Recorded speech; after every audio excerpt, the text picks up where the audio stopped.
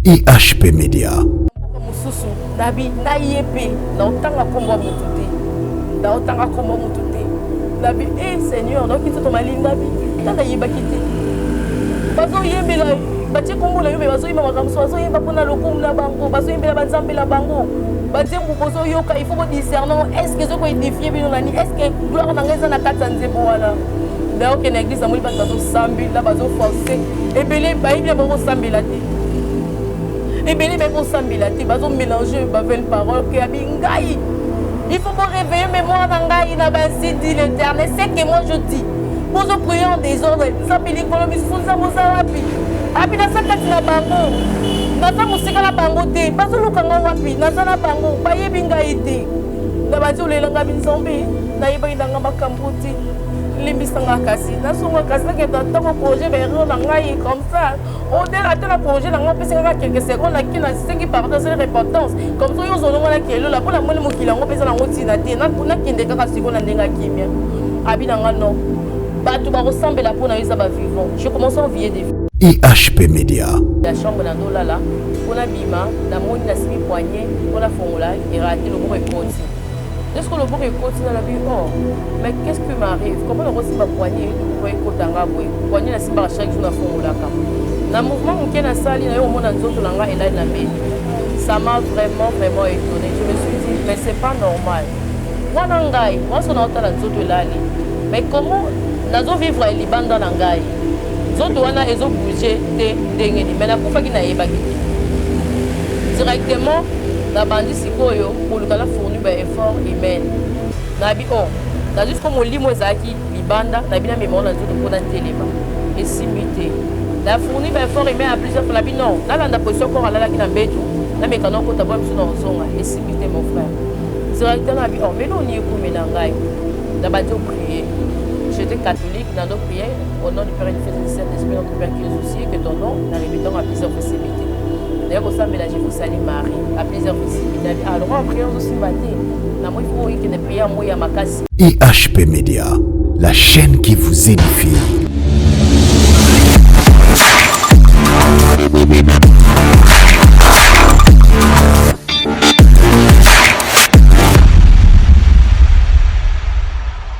Voilà, shalom, shalom, shalom, peuple de Dieu, vous qui nous suivez partout dans le monde, à travers l'internet, à travers notre chaîne EHP Media, je vous dis mote également à les chrétiens, chrétiens, et pourquoi pas, merci, un grand merci à vous tous de nous avoir suivis partout où vous êtes, Europe, Amérique, Océanie et pourquoi pas dans la République démocratique du Congo.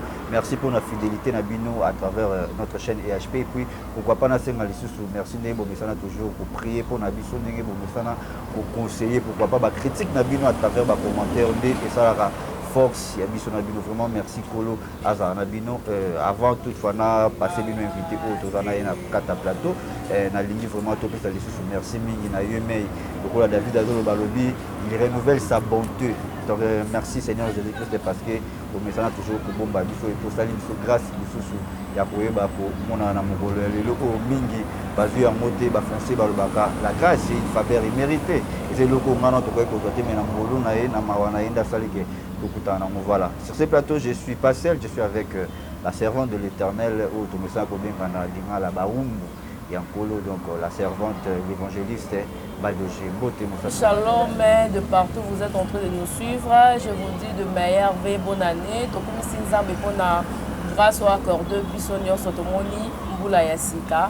Après ça, toute longue vie pour nous conseiller la Voilà, merci. On ne peut pas commencer cette émission sans toutefois remercier mon Pessibiso Pema et on a zonné pas si on peut prier. Voilà. Oui. Tosambeli na kombo na Yesu Nzambe makomi na yo lobi na Psaume 150 le verset 6 que tout ce qui respire loue l'Éternel le roi des rois tozwi pema mpona nini tokumisa o te papa topamboli yo Nzambe bolingo mpona pema oyo opesi ngai na bandeko bazolanda biso na bato toza na plateau oyo le roi des rois tokumisi yo eloko ya motuya topesa oka merci lokumu ezongela yo papa assistez biso du début jusqu'à la fin de cette émission. Pambola bakolo chaîne au le roi des rois. Pambola moko na moko akoyoka témoignage oyo. Amen. Amen. Merci, merci. Vraiment tous à la brancher scotché parce que nous le voulons suis poussé par l'esprit que les hommes de Dieu parlent de la part du Seigneur. Et moi, tous à la concentrer parce que tu as été Oyo Kalelo, ils allaient édifier, consoler, pourquoi pas, ils allaient bénir à travers Maloba Oyo Kolobama, Nakatsa émission, tu as été Nzambe à Pambola. Je dis surtout un grand merci, Nassimaya Caméra, mon réalisateur Balobi, Charlie Kang, réalisateur, a réalisé le film Maïs, le Manzamba Zana, Msala Eleka, Kitoko Mingi. Oui, maman, Nenote Koloba. Ça fait un bail, nous l'équipe mingi, bah moi dans Kiosu, na chaîne à Bissoté, na EHP Media, ils ont qui pour un UNESCO. Voilà qui t'es pour un bolo, bah voyage les gars qui moi mingi, Bissoté qui moi pas c'est pour tout le monde aussi. Après tout côté na séance de témoignage, que ça non raison bah dans le bon, par la grâce de Dieu, le long Nazali na l'équipe na EHP Media, sinon tout ça qui déplacement, mais ils ont battu les Bisso, tous les Sikoy. Et puis, tu as compris sa témoignage au Bananzambe Basila qui pendant longtemps, pendant que l'Anzambe a fait sa biso accès. Donc, là, il y a un candidat, a fait sa autorisation. Et on les autres pour partager le témoignage. En fait, que moi, on a encore à communiquer. Voilà, merci beaucoup. Nous avons été Kolobangana, tous à la romance scotché, branché surtout. Tout le monde biso bao, tous s'abonner dans la EHP Médiaté, tout ça l'amour. Les baningam tous basala raka, tous s'abonner pour la nouvelle. Tout bas news mamanza mende balo bagazangi awane par ailleurs na kati ya EHP Media. Oui, avant tout côté na théâtre témoignage. Est-ce que la pose une question moko? Oui, pas de problème. Oui, tant que sous bandeko bazo tala biso ko beta bon peu moi libaku. Oui, toujours na makomi apporte pour la lobby que moi si akoki koleka akoki kozala devant nzambete na mutu polele, il faut ezala un peu voilé. Mais yo to moni yo lobby za style na yo c'est quoi? Ça style, quand même là, un quartier en 5, toute femme au contraire qui prie ou qui prophétise la tête non voilée, déshonore son chef, c'est comme si elle était rasée. Merci. Là, c'est la parole, et ça, la parole, la paix, si on peut verser. On t'a l'objet, on va apôtre Paul, dans la évangéliste. Donc, à ça, le ministère naïe, d'Engazouaki, a pensé que la ministère naïe a préféré qu'il basse couvrir la tête. Mais la tête, oh, il y a ces gens qui ont un foulard, ils allaient à souki. Donc moi c'est cause à la pauvreté, il faut moi c'est dans la souki qui zali ko ça là ils ont pour misanzambé. Moi c'est dans la souki belé, ils ont fait ça honneur pas jamais tinga na na grâce na la souki déjà ébélé. Baloba qui te pour na foulard voile wala zali souki hein. Donc moi c'est cause à la pauvreté le roi mobile il faut ça na souki. Mais apporte pas de talba qui ça Jésus.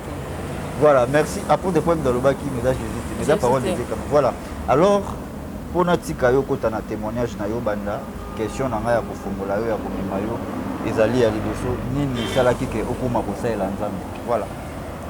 D'accord mon frère lelo esalaki na sala nzambe avant la banda wana il faut tozonga na source nazalaki na nga mwasi lokola basika ordinaire oyo bazosala bavi na bango nga mpe nazalaki na kati ya mobulu baboîte de nuit pour pratiquer bafornication obimi na mobali apesi yo mbongo mais Zamba est ça la grâce naïe na communion naza lelo. Maintenant pour notre bande il faut toujours à la source parce que tout le sa témoignage ya qu'est-ce qui se passe après la mort parce que va peler besoin l'ignorance bazo kalisa que ce que ku fitoke paiement hein donc la biso au paiement or que eza erreur peut payer question bazo se poser à tout moment ezali est-ce que to uti to yebité to se retrouver ngala na mokili mais toujours que liwad bazo ku parce que après liwad lelo nizoleka biso balobi que le royaume de Dieu, l'enfer n'existe pas. Parce que le royaume de Dieu, c'est pour pauvre, pour souffrir, et l'enfer. Le royaume de Dieu, c'est pour riche. Alors, tout bisogno surtout l'anda du début jusqu'à la fin, tu comprendre. Tu rebanda d'abord, mutu aouta wabi, mutu aouti na mabele. Dengue Genèse 2:7 et le bi na biso, nzambaza qui poussière a formé Adam. Mais ngana yo tozo sala émission tozo na mokila ba négociation na biso toyaki lo lenge Adam yaki na mokilité. Toyaki lo lenge ya deux sexes opposés. Genèse 2, 21 à 24. Zambé azui, alali mobali, azui ba côte nae, akeli mwasi, denga lobi que non, mobali alobi na 24 que non, c'est pourquoi l'homme quittera son père, là c'est Dieu, et sa mère, et s'attachera à sa femme, et ils deviendront une seule chair. Bakobi moko pona, ngana yoto, yana mokili. Mais la volonté ya Nzambe. Pourquoi je dis cela? Parce que les gens là-bas, oyopi bakufaki mokolo babotami. Ngana sepela na batoana. Aye, à Koufiaki. Dans ces plans là-bas. Pourquoi? Parce qu'ils n'ont pas eu d'œuvre. À cause de cela, ils ont hérité le royaume de Dieu. Mais nous avons tous survivre, étape wana, le lot tous vivre, malheur en abysso parce que nous tous vivre, ma bé n'abysso bien malam comme il y a ma bé et zo batisama. étape monnaie être aimé à rencontrer Kalamoki ça va œuvre durant son parcours sur la terre souvent le logo ça mabé le logo ça malam parce que surtout il battait na mabé na malam ni zo dominé parce que le logo aucun moi bato ba komi ko sepela na mvula âge par l'anniversaire et par la mort au moins la moto une année de plus c'est bakisa na vie na epo na ya monique c'est la fin du monde et ngana profiter ba mso ba kufi mosusu pe mola kufi na âge pour avancer ba ndone ba commission logo la mérite mola pour l'instant qu'on a ça 20 ans or c'est pas ça qui compte devant Dieu ce n'est pas l'âge qui compte mais devant Dieu ce sont les œuvres au mutado ça qui compte parce que l'homme rendra compte de ses œuvres et non de l'âge qu'il a quitté sur la terre parce que tout le monde a mosusu a kufi na 10 ans et mon amuki a kufi pour mais sur ça ba œuvre malamu et ko ganga parce que Jésus-Christ a ça qui s'entre dans mokilité dans notre yebi yango wana sikoyo kozala na mbula mulai to inali de plus na vie na biso ezala sujet ya lokumu mpona biso te mais lokumu ezonga epa nzambe parce que tozwa temps ya réflexion et analyse très bien tomituna lelo nazwi inali de plus moko akoti mort est ce que lobinga mpe na ozwa parce que naza mutu na okufa to réfléchir to analyser elo ni ya malamu nasali mpona nzambe eloko nini est ce que naza à bon terme na bandeko na ngai naza na charité avec les êtres semblables à moi tomeka okorroger parce que Bible lobby faut racheter les temps car les jours sont mauvais est ce que lobby na ozwa souffert de vie alors l'homme au lieu de avoir la réflexion sur cela il réfléchit que sur la condition qui se pose dans le monde comment réussir la vie oui na mokili na moni bato bazotonga ngape fona tonga moni bato alors moi tabati ko luka abongisa vie na ye na se ya mokili oyo eumela te akoluka azwa nango na banzela mpe ya bakisi na banzela mpe ya bien misu mpe eza na banzela libala misu mpe na nzela commerce donc il y a plusieurs façons pour réussir la vie maintenant l'homme quand a kozwa vie a réalisé nyonso tout va bien il dit maintenant na pema nanga na sakana parce que lobiso na kufi na keko pema c'est l'ignorance et ko limiter mutu à préparer pas venir éternel na ye mais et puis soka pour se préparer à venir où ya mokili ou la raté pour ceux qui le beaucoup fuir et souffrir mais la parole de Dieu là pour nous aider à avoir une pensée d'une et à comprendre le pourquoi et le but de notre existence sur la terre mais les gens n'ont pas le temps pour la méditer balingi kaka koyoka or et l'on retrouve biso c'est la parole avec l'aide de Saint-Esprit sans la lecture de la Bible parce que la Bible est codée l'aide de Saint-Esprit étant Isaïe et faire comprendre le mystère caché de Dieu et la Bible. Très bien. Si quand tu as une étape, tu seras koufi et l'oronini et les caca parce que j'ai écrit ça ici parce que na boy na sala ba confusion quand on émission le baki bonne émission na zone c'est boité na za moto. Le gars tout ça la on filme tout mon qui hésitant. Ce nous a appelé ma coquille on te baki au leto zela ka bongo.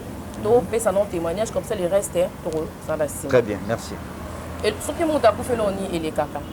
Les wa ils ont moyen ou ils ont la biso lipela na moki définitivement tu pars pour du bon.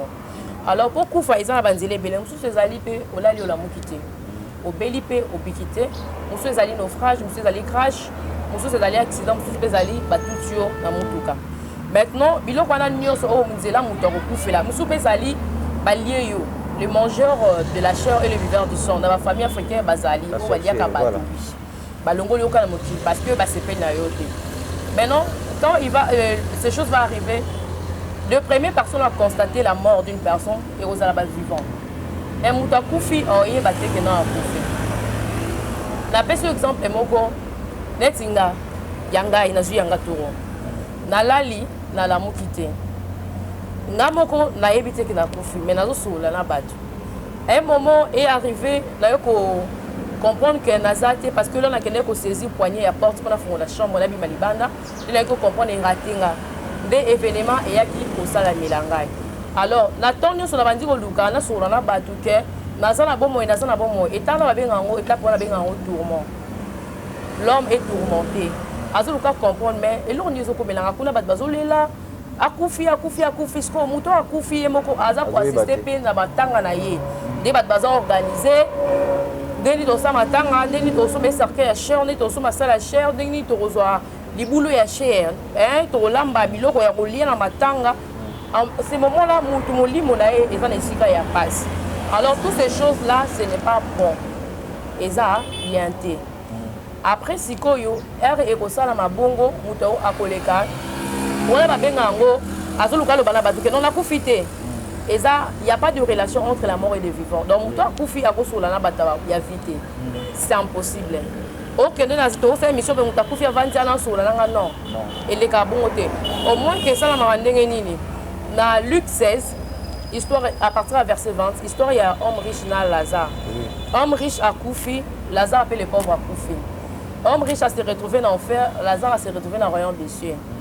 Parole vivante, c'est le baka le feu, mais la nuit, c'est le baka le lyre de repos. Oui. Alors, homme riche a sengi, Père Abraham, a supplié, Lazare a pour sa maille, parce qu'Azo a pour sa maille, monte les cannes ma case. A ébissé que non, est-ce qu'il y a besoin d'un biseau et car ils allaient. Moi, ébissé, tu y a une exacte, et moi, il y a au 400 la biseau exacte. Aïe, quand il y a passe na liwa, na yé, parce que Azo souffrir, a supplié Père Abraham. Bazongi sa Lazare na mokili pour que côté ya ba obatikali pour ba yé baba banga après la mort il y a une vie qui nous attend ba se répandre mais Père Abraham était attends tozongi si ba ondimate ba Moïse bazana ba prophète ba Moïse les anani ba sala nzambe o bazote ya la repentance et le royaume des cieux est proche bazana mieux placé pour nako yebisa batu to milengele Jésus revient bientôt à tout moment d'ailleurs ça qui est que non moyen azonga ezate. Si on se dit que mutu a loti, mutu a kufa na famille na ye, et ça rend nini. Mutu a kufa raté, moli me kufa raté. Nous autres deux côtés à ma belle pour nous. Abanda kolela, auprès de Nzambe. Bande konanga, il y a une vérité à l'Iwana, et c'est pas balia qui c'est pas kufa la guindé, il y a 40 de vérité. Alors moli me komaka mawa, au saté ya batu pour balongo la mabe. Kolela wana est-ce qu'on Nzambe ayoka kolela wana. Nzambe ba mona ka ete bato bazala bombo ba mona Nzambe te po mona Nzambe faut kufa alors Nzambe na mawana ako zwa elongi ya mutu ya kufi na famille na yo aye na ndoto soit na vision to la révélation apesi message to ya Nzambe il faut la message moko boye eza ko édifier eza message moko te ya obangisa so komi ya mabese ke bandokinde basali yango mais mutu o azala bombo na mutu ba azala ya kufa relation exacte. Il n'y a pas de relation entre le mort et le vivant. Bibliquement. Bible commis en haut. Il y a une étape, voilà, dengue, babenga. Bon, après un moment, l'étape, il y a le jugement de Hébreux 9, verset sur l'objet, car il est réservé à tous hommes de mourir une seule fois. Après quoi vient le jugement. D'ailleurs, partir au jugement, on a ceux qui m'ont dominé, malamu, ok, enfer. Ceux qui ont l'amour, les qui ok ni royaume des cieux. Là, les amants, les félopés, les arts, manquants. Siko avant de côté na étape nangai toye na étape ya maquillage. Voilà. Question oyo batazo ko bituna makasi. C'est ça. Lelo maman na likambo. Que maquillage ko mema mutu na enfer.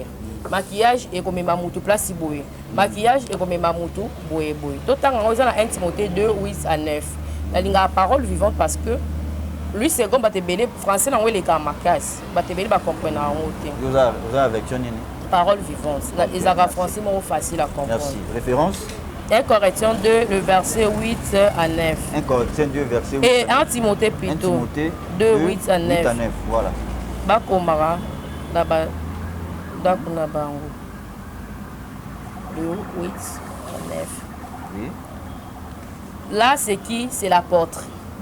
Alors, Bibo, je vais donc que les hommes prient partout en levant les mains. Non, dans une abassi. Je veux aussi que les femmes s'habillent correctement. Elles doivent avoir une tenue digne et simple, sans coiffure compliquée. Mais qu'on ne l'a pas de tresse. Mais à Elobi, sans coiffure compliquée, coiffure simple. Elles ne doivent pas porter des bijoux en or, ni de perles ou d'habits trop chers. Oyo mutalobi yango apôtre. Sikoyo, ce qui est na 1 Corinthiens 7, 34. Là, 1 Corinthiens chapitre 7, 34. Voilà. Nous avons la parole vivante parce que Esa 7, 34. Apôtre Paul à l'Obiboué. Apôtre Josité. C'est ainsi il est partagé. La femme qui n'est pas mariée ou la jeune fille, la lui second le loba, jeune fille le bas, la vierge. S'occupe des affaires du Seigneur. Elle cherche à lui appartenir totalement en lui donnant toute leur personne. Ba o ba balité. Ba zala. La titi dit oh ils ont fait sans le coup. De façon que moi tous abassi, tous les cas, peut-être ça na mutu sous azota la relo mutu c'est pas serve à loger. Alors ça ba sengi biso to se comporter lokola batu oh to pesi vie na biso mobimba et pas ya nzambe tous à la trop simple, trop exagéré même dans l'habillement, na illumination, na maquillage. Alors à lobby Mais la femme mariée s'occupe des affaires du monde. Elle cherche à plaire à son mari. Oui. Moi, si on est à Bali, il faut s'occuper de ma camboisa dans le monde. Elle cherche à plaire à son mari. L'apôtre Paul a lobby, selon enseignement naïe, a saigné na moi sur à Bali. Alors tu as le lengue mokileza, l'inde mokileza à la mode. Moi c'est pelé ça mon longani naïe. Atia basuki moko ezaki moi mobali soka tali abi non ma femme tu es belle. Embellir et longi naïe, embellir habillement naïe de façon que mobali naïe a sepela. Bible ndé lobby. Apôtre Paul. Apôtre Paul da lobby. Oui. Bango nyonso Bible za ba apôtre siko. Tokolanda Timothée totolanda Paul. Timothée lobi kota maquillage. Paul peut côté à lobby yaye siko yebisanga. Tolanda Timothée totolanda Paul. Quelque part dans la Bible, Paul azoloba bien que ne vous conformez pas au monde et au siècle présent. C'est-à-dire marambo ba jeune fille mokili ba osala ko cha ba maquillage ba beauté bani bani. Azomisu quelque part lobby tout est permis mais tout ne pas utile. C'est-à-dire Paul a opéré ça juste des conseils. C'est ça. Mais siko yo est commandé à côté. Voilà. Que ngasa maquillage na koki obima kitoko te. Neti bo na sele mission na maquillage te. Donc il faut na tchaka kabablo mo extravagant. Non, et le renom son moki sont commis accro et commis péché. Oui. Mais là tu la chemise kitoko très bien habillé. Merci. Oza simple. Au sali extravagance c'est que oh yo lengi sabat na TV non. Oza la yo simple. Denga la robe na la chemise nga na juste que na la benzi na za propre na za simple. Sikoyo toza susu na tawana te. Parce que Paul a mutu lokola nga bengami lokola ngani la bengami la za évangéliste. Voilà ezab enseignement na bango. Là tu auras baptême au nom de Moïse, au nom de Paul, au nom de Timothée. Non, au nom de Jésus. Tu auras baptême au nom de Jésus-Christ. Jésus-Christ est venu tout échanger. Nous avons tout échangé. Tu auras baptême au nom du Père, du Fils et du Saint-Esprit. Bango misa tu wana bazanzambe moko. Yango wana Galates 3:28 et lobina biso Galates 3:28. Il n'y a ni juif, ni grec, ni esclave, ni libre, ni homme, ni femme, car tous vous êtes en Jésus-Christ. Esprit est dans la sexté. Féminin, masculin. Zamba bengaka mutu na kombo na ye. Yango monaka mingi Bible les réseaux loba l'homme a dû déterminer la femme comme mobali. L'homme Bible comment il komaka ya mobali ya masculinité. Lola pe ezami balete. Lola ya basi na mibali, li felu ya basi na mibali. Lola na li felu zakaka moko. Mutu pas contre la juger parce que il y a jugement ya basi mupandi ba loba na Bible. Jugement zakaka moko. Bisonyo tozaba esprit.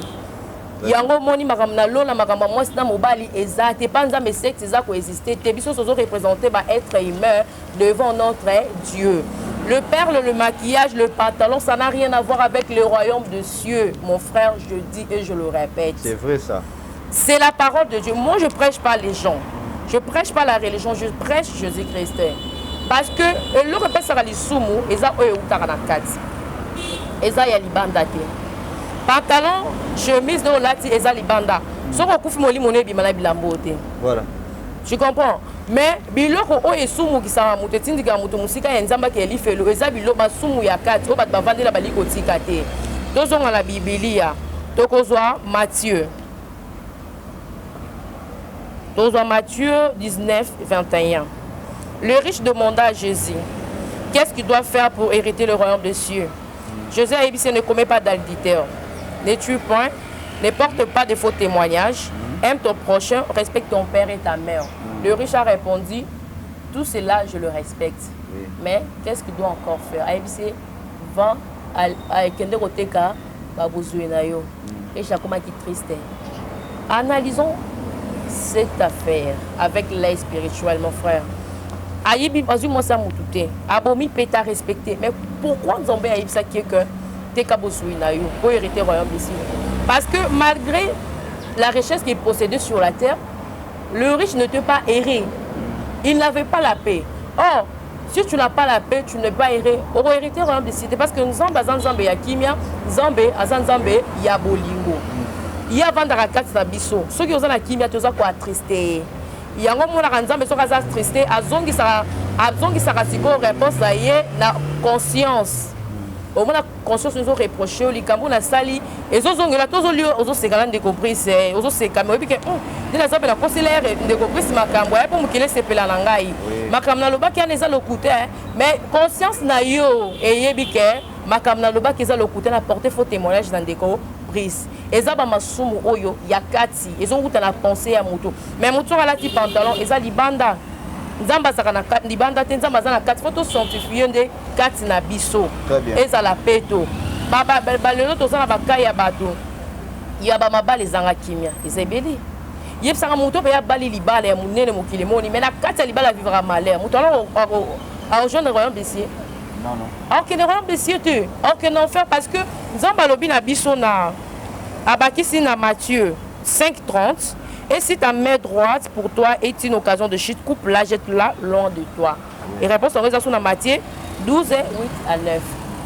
Donc le boko ezo tungisa yo kata ngofo mi kuto kota lona le boko ndamuke ozana le boko nyonso tout. Cela veut dire quoi? Eza na sens moko spirituel. Bible eza ma baba la miki eza na kamba nzambe.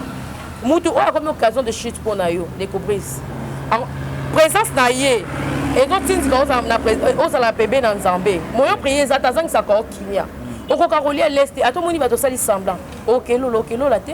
Vaut mieux se débarrasser na ye. Ya moni nzamba siye ça qui homme riche wana a divorcé na bomengo na ye. Divorce o eza na intérêt za maison ma bête. Eh oui, la séparation ça ma bête. Toza na libala tozo yo kana te mobalo maltraiter nga. To kabwani sur l'intérêt de la quantité. Donc, parce que nous avons fait la voilà. Merci beaucoup. Merci. Alors, moi, c'était parce que, surtout, les chrétiens, nous avons un mode de les religieux selon l'apparence physique. Or, dans 1 Samuel 7, verset 7, la Bible déclare que l'Éternel ne considère pas ce que l'homme considère. L'homme regarde à ce qui frappe les yeux. Et l'Éternel regarde au cœur. Donc, dans Proverbe 4:23, garde ton cœur plus que toute autre chose. C'est-à-dire, garde ton cœur plus que toute autre chose. Et le combat est là, ils ont monté parce qu'il y a un ensemble à Jacques. Voilà. Merci beaucoup pour l'enseignement.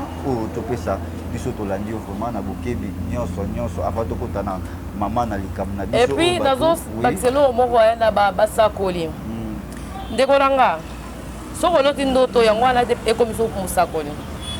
parce que il faut l'autre d'auto. Oui. Beaucoup de nos sacolité. Au moins l'autre je le dis à tout moment. Joseph a l'autre tagata fana kita gouverner Mboka. A l'autre tagata ko arroser bilanga na bandeko na ye. Message on laisser ngaki discernement. Pierre a l'autre qui a qui na ndaka corner azolia na ba pagano. Ma l'autre qui ba espèce ba insectes zo utalikolo zo kita la saison ba essayer tuer mange na acte des apôtres. Mais Pierre a l'obé on a monné reton. Le raisin pur on a liango. Voyez où tu n'appelait jamais ce que Dieu a appelé pur, impur. Oui. Mais c'était quoi? Il y avait un message derrière vision pour la Zoaki. Est-ce que vous comprenez? Il y a aussi que tous les bandos, tous les lotas, ben ils ont la discernement. Prophète à partir en d'autres, ils ont la batoiseau tout à la mitou, ils ont ça la désordre parce que cause à la montagne dans les ceux qui ont sa prophétie. Mais il faut avoir un fondement biblique, il faut avoir la parole parce que prophétie c'est un mokilier qui n'a pas été. Mais eux comme ils sont auprès de Père, c'est la parole de Dieu. Ces commandements tout gardons tout temps selon la volonté du Seigneur. Exactement dans temps la dernière prophétie dans la paix c'est comme riche. Zamba yeb c'est comme président de la République. Non, là ils a pour na biso ma promesse oh Zamba pesi biso. Mais pour simbango et singra il faut avoir la parole, la prière. Si vous avez la prière, tu aussi mangote belé ba kufa la prophétie na ba promesse ba kota sama belé. Amen. Tozi pour révélation. Ne soyez pas pressés. YouTube et qui matin, des reprises à Zali. Bande comme ça, TV qui matin. Parce que l'évangile Stéphane Doja Bimi, Ngapena Bimala au Sakola. Moi, j'ai eu du temps pour la Bimali, pour la Binona Bandon. Saint-Esprit a pris le temps pour m'enseigner. Je fais 3 ans d'enseigner la Bible. La lia kate na blamba kate na sala que l'autre na comment le roi mutali boma. Ba pesanga kombo. Ba pesanga kombo. Bato ba yebi. Ya ba sa Bible. Comme ma Bible. Na so ba message musu kalame na komaka kaka. Mais la cause ba message musu kozo lelo mais révélation on reçoit. Après 5 comme sous pesa après il a sous pesa kaka lobby. Mais ça te reçu message lelo maman ko lobby oyo senini au lobby parce que nzamba ko la kiso que et le mo baby mi le là sapato. Bon tout exemple ya makambo sapato oya le kolona yote. Révélation de relation bala ki ala ti sapato le kolona été. Moté azui message. Il y a sapato mais discernant que sapato on est quoi qui sert tes aki nini. Tu vois? Dans la vision mais discernement ça passe. soki azoki temps ya koprier mpo nango nzambe olakisinga likambo oyo ser alati sapato kitoko alingi yango mais eza lokolo na ye teni kolakisa nini sapato wana. C'est par après que les gens ont compris que sapato wana elingaki koloba boyi. Voilà. Alors eza ba message mosusu eyaka nzambe akoloba no pantalon mais eza pantalon te nayoki ndeko moko alobi que non nzambe ayebisi ye basi bakota lola te papa. Mais Galates 3:28 lobi il n'y a ni femme ni homme en Jésus-Christ. Amen. Zamba yebi mwasi te ayebi mobali te ayebi être humain oye akeli. Tozala na makomi towelela kobima te parce que na bato bolandaka bato azoya kobetelo lisolo 1 heure du temps fondement biblique eza te okozala édifier na nini nakendaki ba Lucifer nakendaki balongolaki nga esprit bimaki c'est pas mal mais bato azozala édifier en quoi parce que c'est la parole qui sauve. Si tu n'as pas la parole de Dieu tu ne seras jamais sauvé. Amen. Voilà. Nazongi na message nanga nazalaki mwana mwasi lokola basi nyonso ya désordre basalaka vie kobima na baboîte de nuit kozwa mibali kompe mibali ya bato kozala na bango kolongola bazengi. Je priais na catholique église catholique religion donc nazalaki vraiment catholique du sang mais nande répondre mpe na bainvitation ya baéglise mosusu. Alors l'air eyokokoma ndenge wana naye kolala na 2016 na février c'était le 7. IHP Média, la chaîne qui vous édifie.